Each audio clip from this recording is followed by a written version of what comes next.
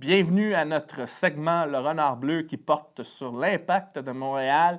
Adi, l'Impact, après la défaite à Philadelphie, 3-0, où on avait l'impression que le 11 montréalais était fantomatique, si je peux le dire comme ça. L'Impact a rebondi à nouveau avec une réussite contre la Nouvelle-Angleterre, la Révolution, victoire de 3-0, assez convaincante face à une petite foule de 2000 personnes à peine, dans un stade, en tout cas, où il y avait l'ambiance était fantomatique, on va reprendre le même adjectif. Et ensuite, contre Chicago, dans un match qui était un petit peu plus compliqué, malgré la suspension de l'entraîneur Paunovic, Chicago a quand même... Ils se sont battus avec les moyens du bord, ça je peux dire, même s'ils avaient beaucoup de bons joueurs offensifs, mais l'Impact a gardé son sang-froid. Ils ne sont pas tombés dans le piège de sous-estimer l'adversaire. Ils sont revenus avec une autre victoire, leur deuxième à domicile en 2 matchs, de 1-0. Et là, mine de rien, l'Impact est à égalité en tête de la conférence Est avec DC United. Et ça, alors que l'Impact a joué plus de matchs à l'étranger que quiconque dans cette conférence-là. Honnêtement, là, est-ce que tu t'attendais à ça? Que l'Impact arrive là, comme ça, là, en tête de la conférence, avec 3 victoires, 3 défaites et 2 matchs nuls à l'étranger, et 2 victoires, aucune défaite à la maison, pour avoir 17 points. Et, parce qu'on se questionnait, hein, quand l'Impact a perdu, hein, on se posait des questions, mais ils ont surbondi. Honnêtement, est-ce que tu t'attendais à ça? Non, je m'attendais vraiment pas en fait à ça. Et en plus, sans notre Nacho national, comme on l'appelle, Nacho Piatti, qui est blessé depuis maintenant 5 matchs, si je ne me trompe pas, c'est quand même extraordinaire ce que l'Impact de Montréal arrive à faire au niveau des résultats. Je le répète, au niveau des résultats, je ne veux pas être négatif parce que je suis quelqu'un d'habitude qui est un peu plus positif que la moyenne. Il faut aussi être réaliste en sachant que tout ne se passe pas exactement parfaitement du côté de l'Impact de Montréal. On a vu les grosses défaites à Kansas City 7-1, puis la défaite à Philadelphie 3-0. Et puis sur certains de ces matchs, dont le match, la réception de Chicago, le résultat aurait très bien pu être pour Chicago aussi. Mais ce qui fait qu'on a un peu ce qu'on appelle la chance du champion. La chance du champion, pas pour dire que l'Impact va être champion, mais d'habitude, dans les matchs serrés, même les matchs où l'Impact de Montréal ne joue pas bien, pouvoir sortir avec 1 point ou même les 3 points dans un match où on joue mal, on appelle ça la chance du champion. C'est ce que l'Impact de Montréal arrive à faire. Et c'est très intéressant de ce point de vue-là. J'aimerais mentionner juste 2 petits trucs rapidement sur ces 2 matchs. Je ne veux pas non plus aller vraiment trop en détail dans chaque match, parce que je suis sûr que beaucoup d'entre nous en ont parlé, la plupart des experts de l'Impact en ont parlé, ainsi de suite. Je veux juste donner mon petit grain de sel à moi. Ce qui est intéressant avec New England, j'aimerais voir toutes les personnes qui disent « Ouais, mais on a gagné à New England 3-0 ». Ben, je suis vraiment désolé, mais New England, après avoir perdu 3-0, ils sont partis où? À Kansas City. Ils ont fait 4-4. Et ils menaient même 4-2 à un moment. Ils menaient 3-1 à un moment. Donc, en MLS, il n'y a aucune équipe qui est trop faible. Ça n'existe pas, les équipes faibles. Donc, une victoire à l'extérieur... Juste une parenthèse, il n'y a que le Rapids qui n'a pas encore gagné de match. Oui, qui viennent juste de renvoyer leur entraîneur aujourd'hui même, Anthony Hudson, voilà. Qui a eu une grosse... Ils ont beaucoup recruté, mais des vétérans de MLS, la mayonnaise prend toujours pas. Ben, c'est pas juste une question de ça, c'est que Hudson aussi a vraiment call out ses joueurs en disant comme quoi ils étaient nuls. Et je pense que les propriétaires n'ont pas trop aimé ça, donc ils l'ont foutu dehors. C'est le premier entraîneur renvoyé en MLS, Anthony Hudson des Rapids de Colorado. Curieux de voir ce qui va se passer. Bref, on est dans le segment de l'Impact, Mathieu. On ferme la parenthèse. On ferme la petite parenthèse. Mais effectivement, par rapport à l'Impact de Montréal, je suis super content parce que cette grosse prestation en New England, où il y avait, selon Dave Lévesque, il les a comptés 631 personnes. Quelque chose comme ça, c'était drôle. Il a dit qu'il les avait comptés 1 à 1 dans le stade. Je trouvais ça très, très drôle, Dave Lévesque de Journal de Montréal. Bref. On le salue. On le salue, effectivement, s'il nous regarde.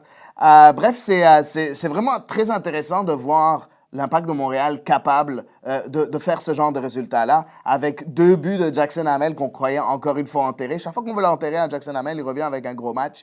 J'espère qu'on n'aura pas besoin de l'enterrer une 2e fois pour qu'il revienne avec un autre bon match.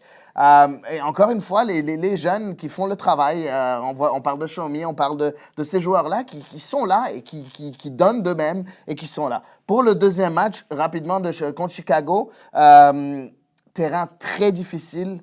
Pelouse vraiment dégueulasse, je dirais pas aussi dégueulasse que le Yankee Stadium, mais mais pas de loin meilleur. Hein? Donc, un petit peu meilleur, mais quand même, ouais, bon, c'était c'est quand la même pas mauvais. Là. Ils ont fait de leur mieux. On a des excuses. Je sais qu'on a l'excuse de la météo, ainsi de suite. N'empêche, le terrain était difficile pour les deux équipes. Et l'Impact de Montréal a réussi à trouver le fond des filets grâce au nouveau venu, Omar Brownie, qui a fait un très bon match. Même avant qu'il marque le but, j'aimais bien ce qu'il faisait.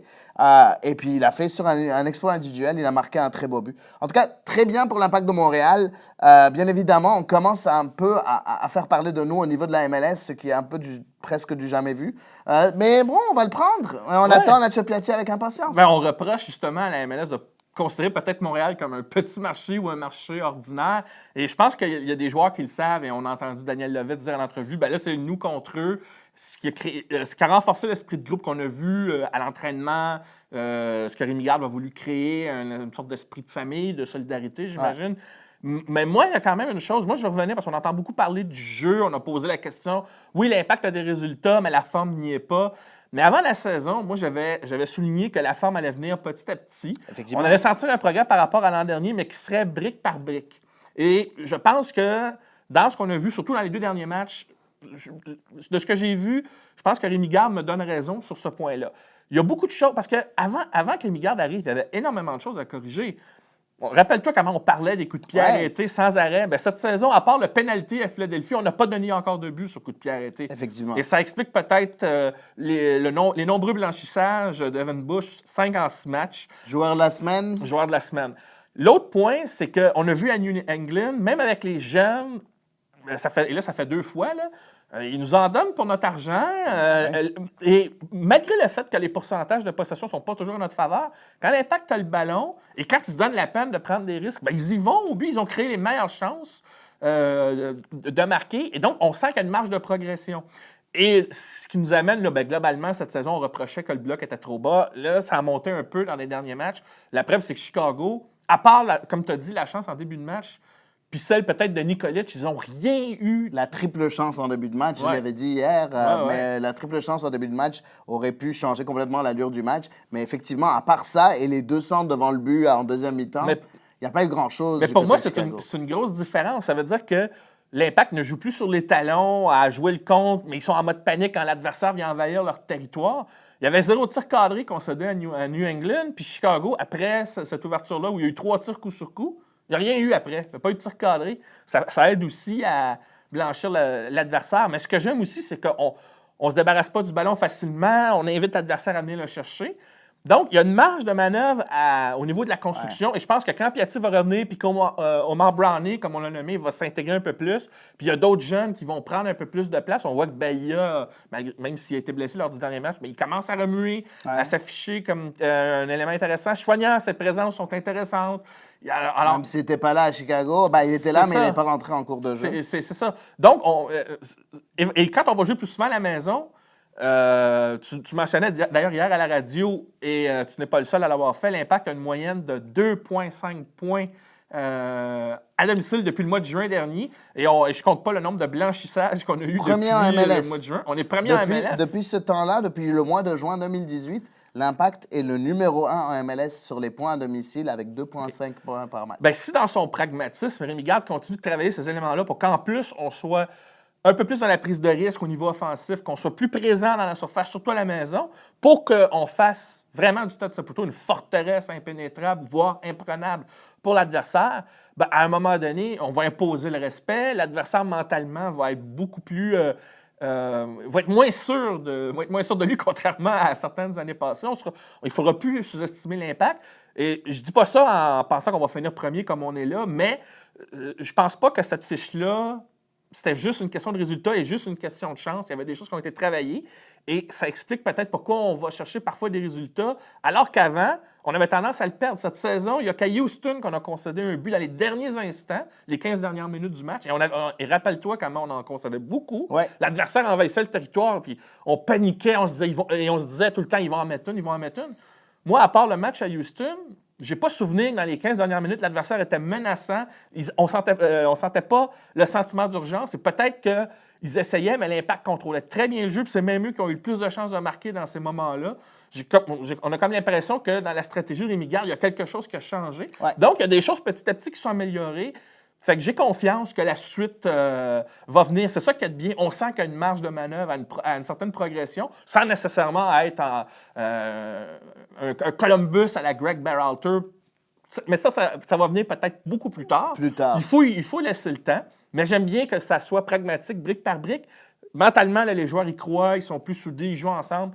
Puis c'est collectivement qu'on gagne. Et qui sait, peut-être ça va nous aider, avec l'absence de Piatti, à se dire, on peut faire comme le Sporting, par exemple, on peut jouer collectivement. Donc l'adversaire ne sait pas d'où les coups vont venir. On verra bien. J'ai hâte de voir la suite. En tout cas, ça commence ce samedi-là avec le retour, bien évidemment, on espère, ça a l'air que Nacho Piatti sera de retour ce samedi-là. Ça sera pas facile contre New York City FC. Qui est sur une très bonne forme. Ils n'ont pas gagné beaucoup de matchs, mais ils ont 5 matchs de suite sans avoir perdu. Ils ne seront pas sous-estimés.